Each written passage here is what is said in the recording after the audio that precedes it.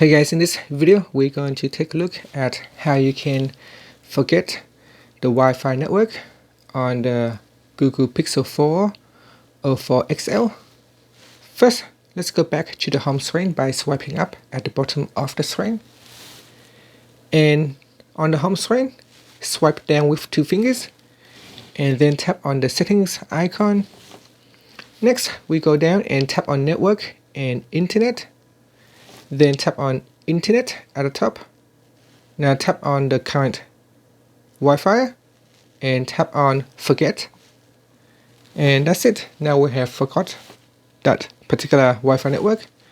Now sometimes the reason why you want to forget a Wi-Fi network is that if you have changed the Wi-Fi password on the router, then your phone will no longer be able to connect to that Wi-Fi network. So what you need to do is first you need to forget that Wi-Fi network and then reconnect with a new password. And finally, you can swipe up to go back to the home screen.